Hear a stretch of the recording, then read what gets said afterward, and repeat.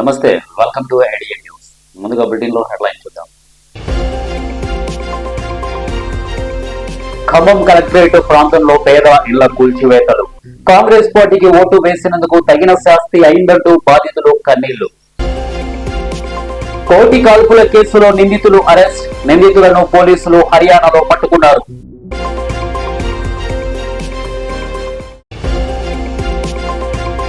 జార్ఖండ్ లో విమాన ప్రమాదంలో ఇద్దరు సిబ్బందితో సహా 7 మృతి. ఆర్టీసీ బస్సు గుర్తు తెలియని వ్యక్తిని ఢీకొట్టడంతో అక్కడికక్కడే మృతి. మియాపూర్ పోలీసులు కేసు నమోదు చేసుకుని దర్యాప్తు.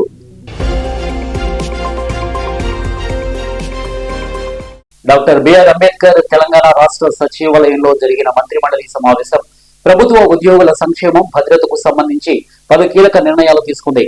ఉద్యోగులకు పూర్తి భద్రత, భరోసా కల్పించేందుకు 2 కొత్త పథకాలకు ఆమోదం తెలిపింది. మంత్రి మండలిలో తీసుకున్న నిర్ణయాలను మంత్రులు పొంగులేటి శ్రీనివాస్ రెడ్డి, అడ్లూరి లక్ష్మణ్ కుమార్, వాకిటి శ్రీహరి మీడియా సమావేశంలో వెల్లడించారు.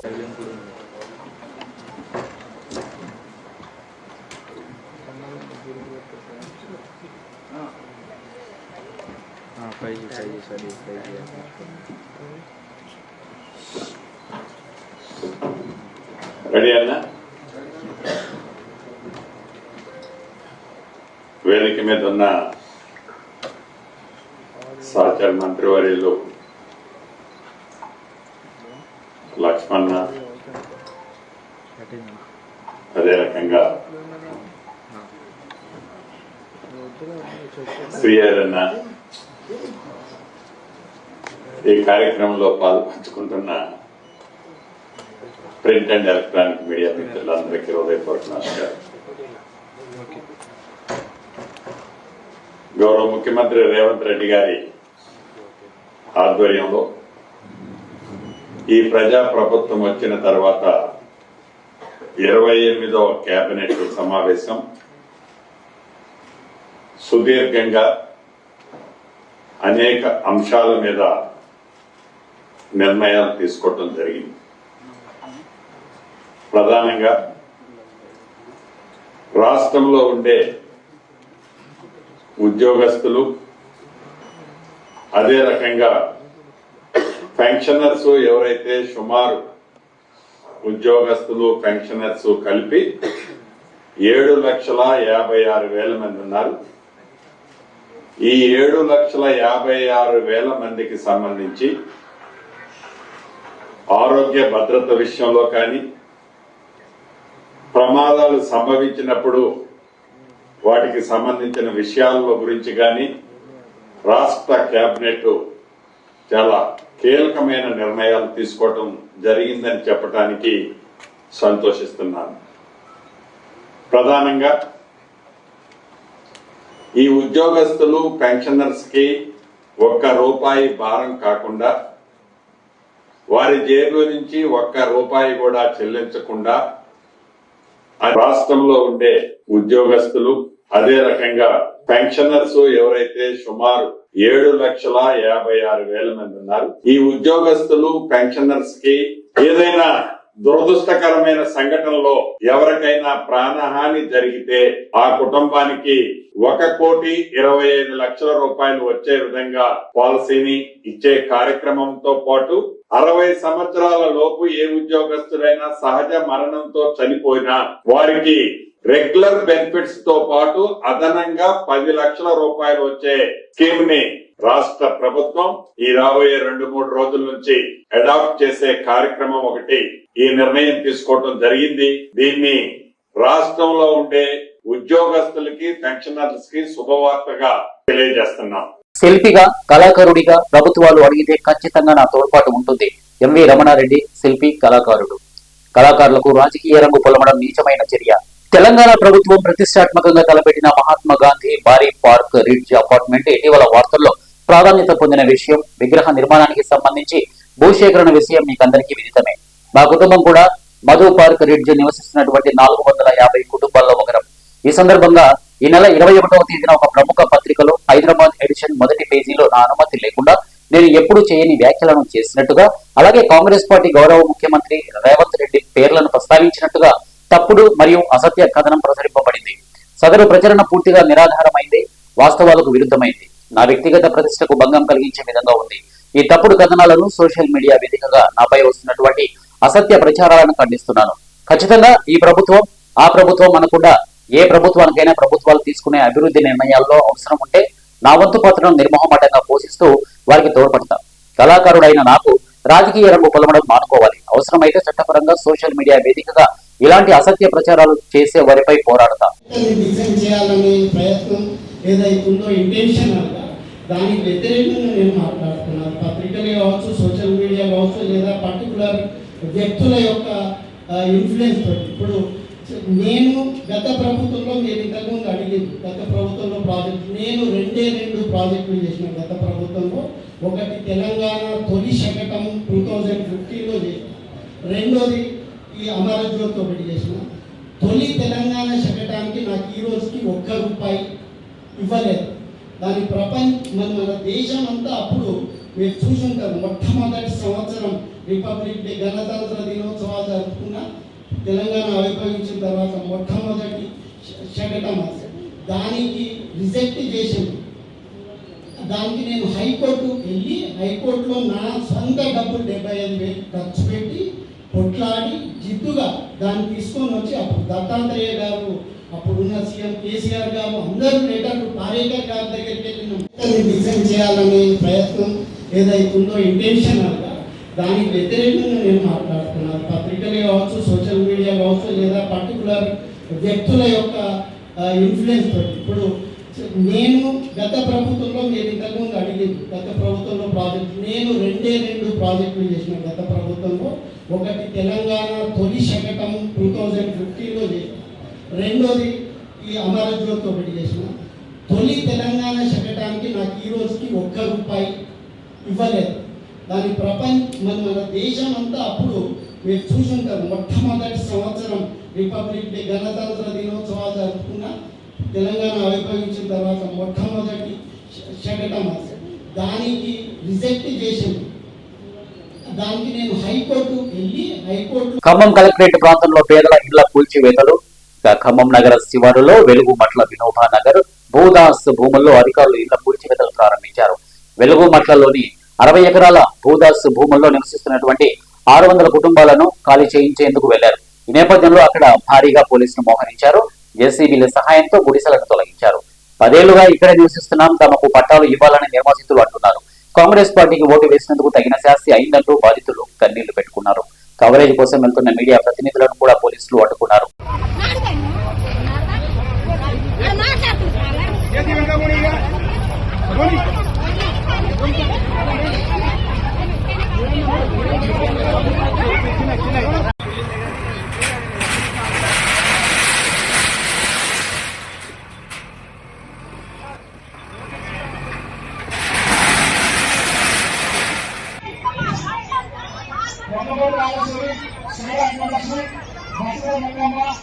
ఆదిలాబాద్ పర్యటనకు బయలుదేరినటువంటి బీఆర్ఎస్ వర్కింగ్ ప్రెసిడెంట్ కేటీఆర్, ఇతర నేతలు ఆదిలాబాద్ జైల్లో ఉన్న చెన్నూరు మాజీ ఎమ్మెల్యే బాల్క సుమన్ను పరామర్శించనున్న కేటీఆర్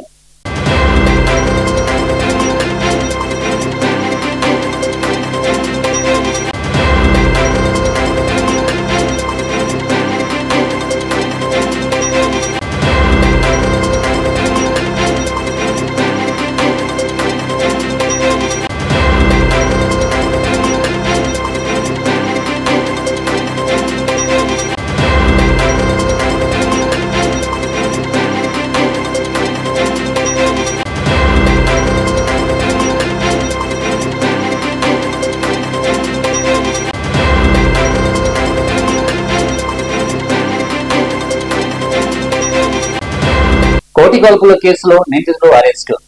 హైదరాబాద్ కు సంబంధించి సుల్తాన్ బజార్ పిఎస్ పరిధిలోని కోటి ఎస్బీఐ ఏటీఎంలో కాల్పుల కేసును పోలీసులు ఛేదించారు. 2 నిందితులను అదుపులోనికి తీసుకున్నారు. నిందితులు ఉపయోగించినటువంటి తుపాకీ స్వాధీనం చేసుకున్నారు.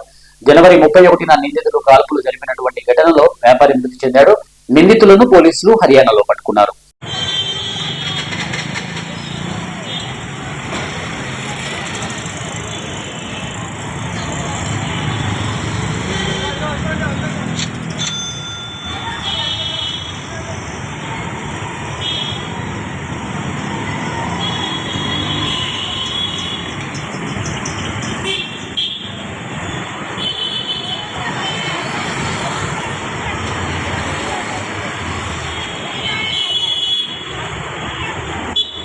శ్రీకాకుళంలో డయేరియా కేసులు నమోదు.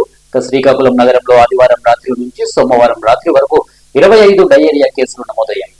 దమ్మల వీధి, కాకి వీధి, గోల్కొండ రేవ్, Vambay colony, LBS colony, Bodemma కోవెల ప్రాంతంలో పలువురు వాంతులు విరేచనాలతో అస్వస్థతకు గురయ్యారు. కొందరు ఆసుపత్రిలో చేరారు. ఈ విషయం తెలుసుకున్న కలెక్టర్ స్వప్నిల్ దినకర్ పుండ్కర్ ఆయా వీధులను సందర్శించారు. బాధితుల ఆరోగ్య పరిస్థితిని గూర్చి అడిగి తెలుసుకున్నారు.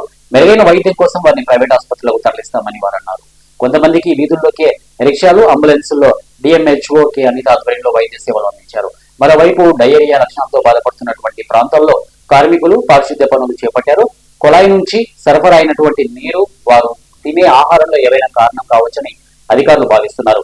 జిల్లా కేంద్రంలో నెలకొన్న పరిస్థితిపై కేంద్ర రాష్ట్ర మంత్రులు కింజారపు రామ్మోహన్ నాయుడు, అచ్చెన్నాయుడు, ఎమ్మెల్యే గోండు శంకర్ కలెక్టర్ తో మాట్లాడి వివరాలు తెలుసుకున్నారు.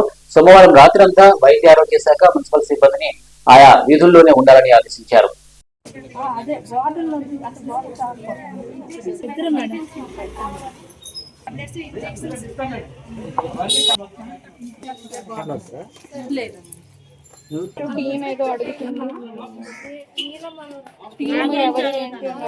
ఇటు రాష్ట్ర మంత్రి అచ్చెన్నాయుడుతో పాటు కేంద్ర మంత్రి రామ్మోహన్ నాయుడుతో పాటు ఇటు వెంటనే కలెక్టర్కి ఆదేశాలు జారీ చేయడంతో జిల్లా కలెక్టర్ స్వప్నిల్ దినకర్ పుండ్కర్ నిన్న సాయంత్రం నుంచి ఈ యొక్క ప్రాంతం అంతా కూడా పరిశీలించిన పరిస్థితి కనిపిస్తుంది. ప్రధానంగా నిన్న సాయంత్రంతో పాటు నిన్న రాత్రంతా కూడా ఇదే ప్రాంతంలో జిల్లా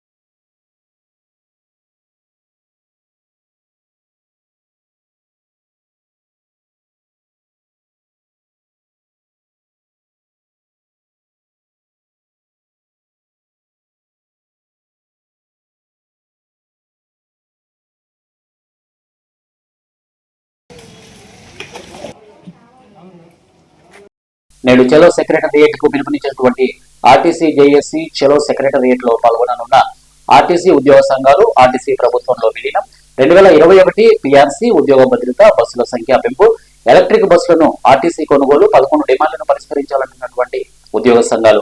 ఇందిరా పార్కు నుంచి సెక్రటరియట్ కు కదిలి వెళ్లనున్న ఆర్టీసీ ఉద్యోగులు. ఆర్టీసీ చలో సెక్రటరియట్ పై స్పందించిన రవాణా శాఖ మంత్రి పొన్నం ప్రభాకర్, పాత బకాయిలు విడుదల చేశాము, డిమాండ్ల మీద సానుకూలంగా ఉన్నామన్న పొన్నం. కేసీఆర్ గారు ప్రభుత్వం దిగిపోయే ముందు ఇదే కాంగ్రెస్ పార్టీ ఇప్పుడు ఉన్నటువంటి రేవంత్ రెడ్డి ముఖ్యమంత్రి వర్యులు ఏం చెప్పిండో, మీకు బిర్యానీ కావాలని కోరిండ్రు, మీకు బిర్యానీ కాదు కదా పప్పు పెట్టడానికి కూడా కేసీఆర్ దగ్గర గిన్నె లేదు, ఆ పప్పు ఉడకదు, మంట పెట్టడానికి మంట లేదు, వండడానికి గిన్నె లేదు, నా దగ్గర ఉన్నది గిన్నె, నా దగ్గర ఉన్నది పప్పు, నా దగ్గర ఉన్నది బియ్యం, నన్ను ముఖ్యమంత్రి చేయండి, మీకు వండి పెట్టడానికి నేను సిద్ధంగా ఉంటానని మేనిఫెస్టో పెట్టినటువంటి చరిత్ర గల వ్యక్తి. ఆ మేనిఫెస్టో పెట్టినాక ఏమైంది, నేను ఇయాలనే సంసారం చేసినా, ఇయాలనే గద్దెనెక్కినా, నేను చదువుకోవడానికి కొంత టైం కావాలన్నాడు. చదువుకోవడానికి 3 సంవత్సరాలు సమయం ఇచ్చింది ఇవాళ మెజార్టీ చేసి మనమంతా కలిసి సమయం ఇచ్చినాం. ఎమ్మెల్యేలను గెలిపించినాం, ఎంపీలను గెలిపించినాం. నిన్న కాక మొన్న మున్సిపల్ ఎలక్షన్ లో కూడా ఈ ఆర్టీసీ బిడ్డలు నిన్ను నమ్మింది కనుకనే, ఈ ఆర్టీసీ బిడ్డలు ఇంకా నిన్ను నమ్ముతున్నారు కనుకనే మీ వాళ్ళను మెజార్టీగా గెలిపించి మీకు పట్టం కట్టింది. అయినా ఈ కుర్చీల కొరకు చూస్తూ ఉన్నారు. ఈ కడుపు కాలిన కార్మికుల సమస్యల్ని పరిష్కరించమని అడుగుతా ఉన్నాం. సమస్యలను వెంటనే ఆర్టీసీ ఉద్యోగులను ప్రభుత్వంలో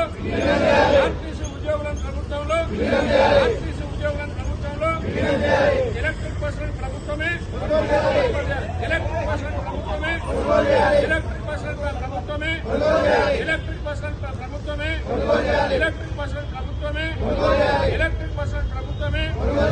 ఆర్టీసీ పరిరక్షణకి నిధులు పెట్టాలి. ఆర్టీసీ పరిరక్షణకి బడ్జెట్ లో నిధులని ప్రభుత్వ బడ్జెట్ లో నిధులని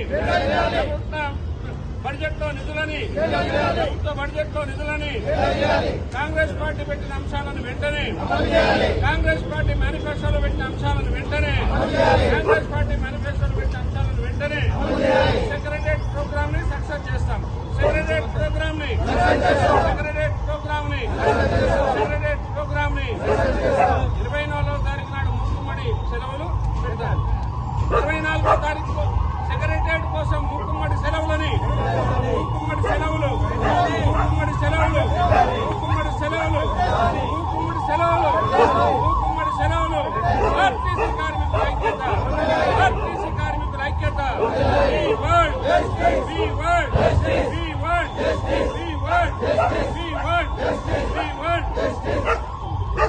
జార్ఖండ్ లో విమాన ప్రమాదం. రాయ్పూర్ టేకాఫ్ అయిన కొద్దీ సేపటికే ఎయిర్ అంబులెన్స్ విమానం కుప్పకూలిపోయింది.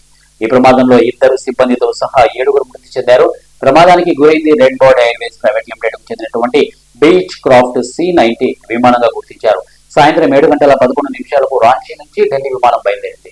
టేకాఫ్ అయిన తర్వాత కోల్కతా కమ్యూనికేషన్ సెంటర్ తో ఎయిర్ అంబులెన్స్ సిబ్బంది మాట్లాడారు. వాతావరణ కారణాల వల్ల దిశను మార్చుకోవాలని కోరారు. 7:34 కమ్యూనికేషన్ సెంటర్ తో సంబంధం తెగిపోయింది.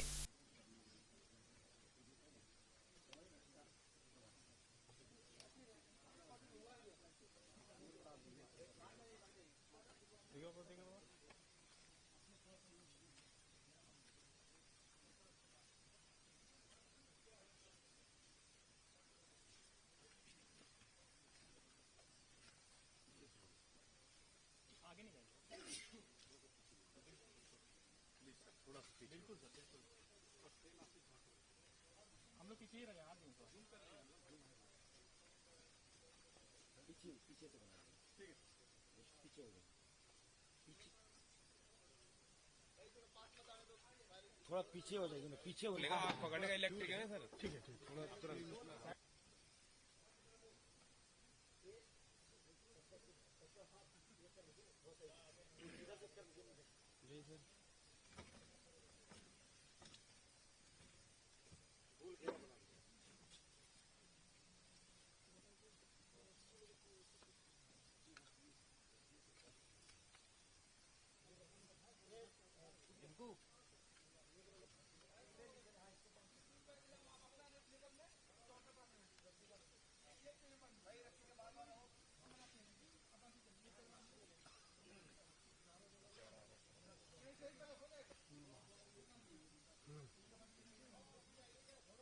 आ रहे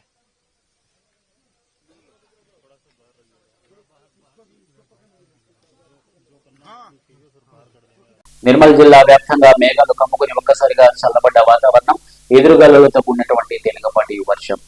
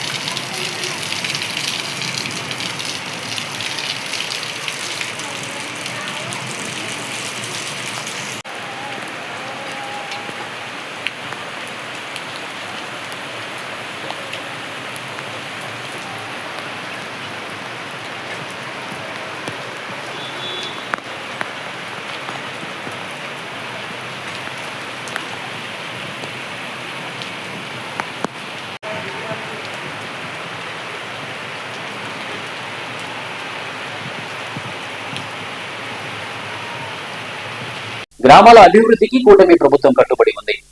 గుంటూరు పత్తిపాడులో ఏబీపాలెం నుండి వంకీపురం వరకు రోడ్లు వేయాలని ప్రభుత్వం నిర్ణయం తీసుకుంది. రాష్ట్రంలో గ్రామాల అభివృద్ధికి కూటమి ప్రభుత్వం కట్టుబడి ఉందని ఎమ్మెల్యే బూర్ల రామాంజనేయులు వెల్లడించారు. త్వరలో ఓల్డ్ మద్రాస్ రహదారి నిర్మాణానికి నిధులు మంజూరు చేస్తాం. ప్రతిపాడు పెదనందిపాడు సెంట్రల్ లైటింగ్ ఏర్పాటు చేస్తామన్నాం. రాష్ట్రంలో అన్ని వర్గాల ప్రజలకు ఎన్నో సంక్షేమ పథకాలు ప్రవేశపెట్టిన ఘనత కూటమి ప్రభుత్వానికే దక్కుతుంది. సైబర్ నేరగాళ్లపై ప్రజలు అప్రమత్తంగా ఉండాలన్నారు. రైతులను ఆదుకునేందుకు ప్రభుత్వం వ్యవసాయం యంత్ర పరికరాలను అందిస్తోందని వారన్నారు.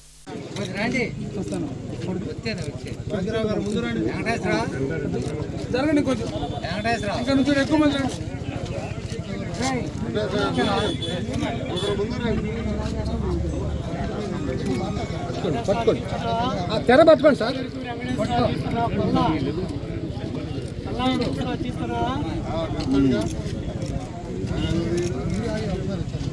కుమ్మేర ఘటనను ఖండించినటువంటి మంత్రి పొన్నం, నాగర్ కర్నూలు జిల్లా కుమ్మేర మల్లన్న జాతరలో రజక కుటుంబంపై జరిగినటువంటి దాడిని రవాణా మరియు బీసీ సంక్షేమ శాఖ మంత్రి పొన్నం ప్రభాకర్ ఖండించారు.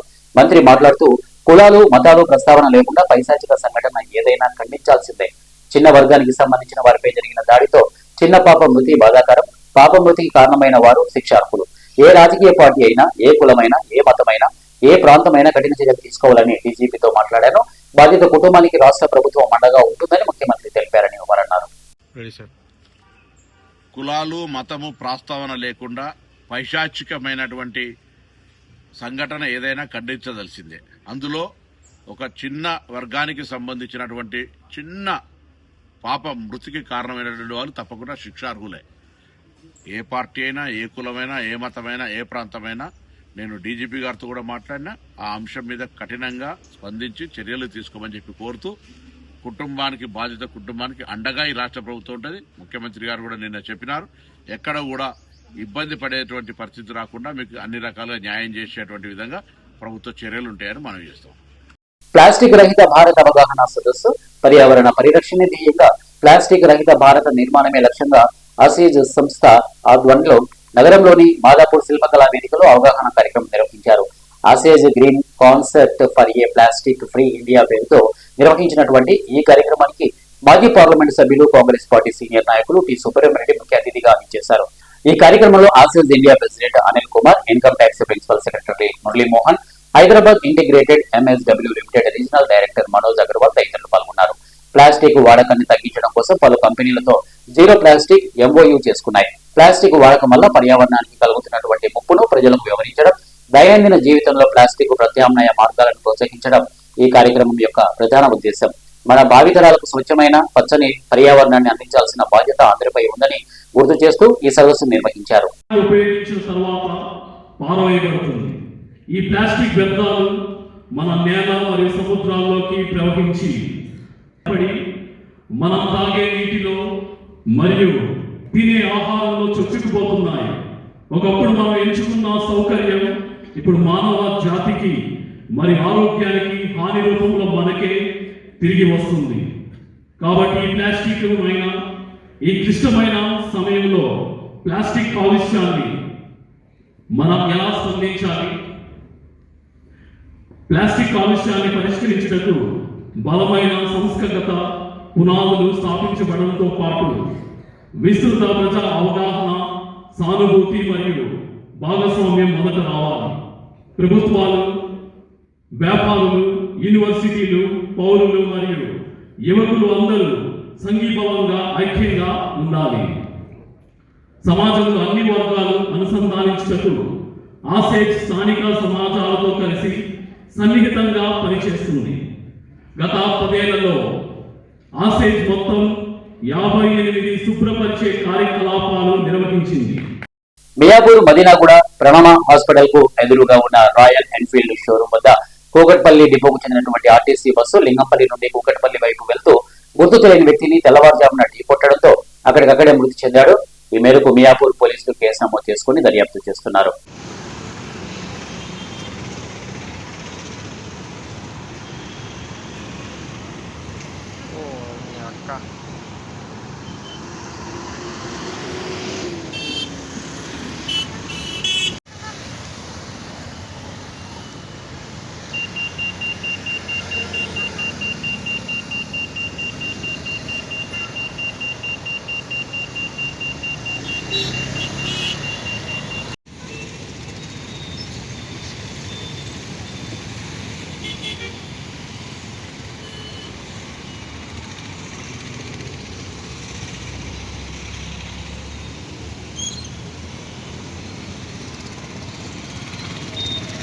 రాష్ట్ర ముఖ్యమంత్రి చంద్రబాబు నాయుడు రాయలసీమ వాసిగా ఉంటూ అక్కడి ప్రజలకు ద్రోహం చేస్తున్నారని వైసీపీ నేతలు ఎస్పీ మోహన్ రెడ్డి, ఉషశ్రీచరణ్ ఆరోపించారు.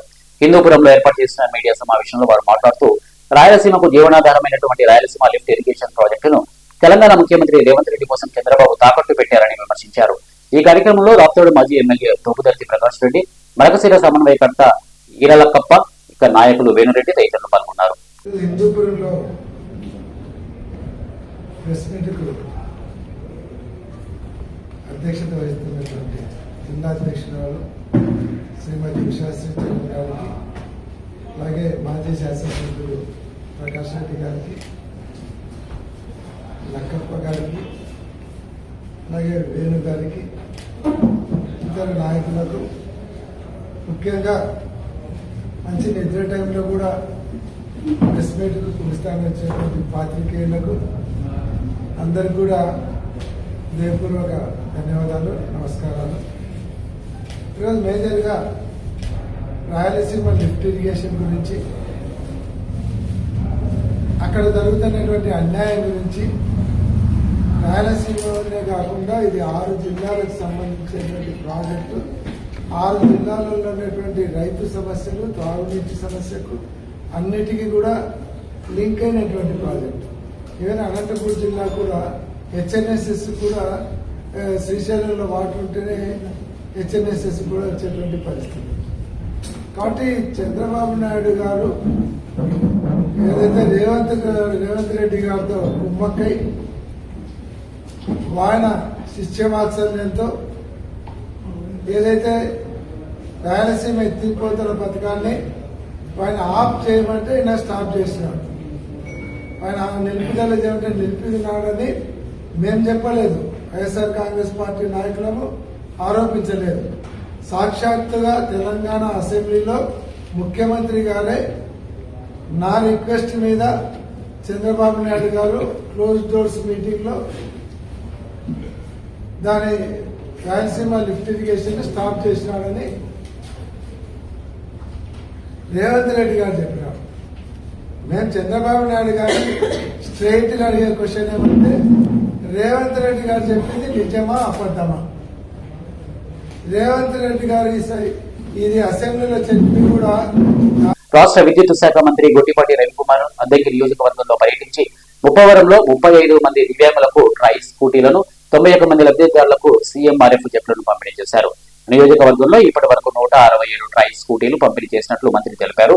దాతలు, స్వచ్ఛంద సంస్థల సహకారంతో ఈ కార్యక్రమాలు చేపడుతున్నామని, దివ్యాంగుల సంక్షేమానికి కూటమి ప్రభుత్వం కట్టుబడి ఉందని, అధికారంలోకి వచ్చిన వెంటనే దివ్యాంగుల పింఛన్ను 6,000కు పెంచినట్లు పేర్కొన్నారు. ముఖ్యమంత్రి సహాయ నిధి ద్వారా పేదలకు ఆర్థిక సహాయం అందిస్తున్నామని తెలిపారు. సుస్వాగతం. అందరి కర్తాల దినాలతోటి మంత్రి గారికి స్వాగతం తెలియజేద్దాం. అందరూ చప్పట్లు కొట్టాలి. వాళ్ళు కొట్టుకోవాలా. 1,50,000 రూపాయలు బండి ఎత్తుంటే 1 లీటర్ పెట్రోల్ తెచ్చుకోకపోతే అట్ట. ముప్పారం రౌతు విజయలక్ష్మి, ముప్పారం వెంకట నరేష్ బాబు, అసిస్టాఫ్ చేపిస్తాము. మెకానిక్ వస్తున్నారు, ఒక 10 నిమిషాలు చేపించేది ఇస్తాం. ఏమన్నా దయచేసి బండ్లు తీసుకొని ఎవరు వెళ్ళమాకండి. సీ బుక్లు కూడా వస్తున్నాయి, టోల్ గేట్ దాటారు. అవి వచ్చిన తర్వాత అందరు వెరిఫై చేసి నెంబర్ ప్లేట్లు చెక్.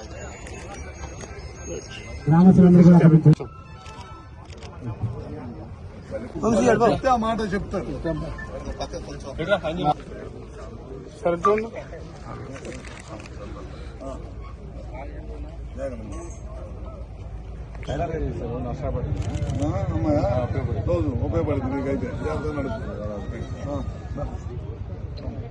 ఈరోజు ఆంధ్రప్రదేశ్ రాజమండ్రిలో అనూరియాతో చికిత్స పొందుతున్న రోగుల ఆరోగ్య పరిస్థితిని కలెక్టర్ కీర్తి చేకూరి, జిల్లా ఎస్పీ డి నరసింహ కిషోర్ పరిశీలించారు. వైద్యులతో సమీక్షించి అత్యుత్తమ వైద్య సదుపాయాలు కల్పించాలని ఆదేశించారు. చికిత్స పొందుతున్న 7గురిలో 5గురి పరిస్థితి స్థిరంగా ఉందని, 2కి వెంటిలేటర్ పై వైద్యం అందిస్తున్నట్లు వైద్యులు తెలిపారు.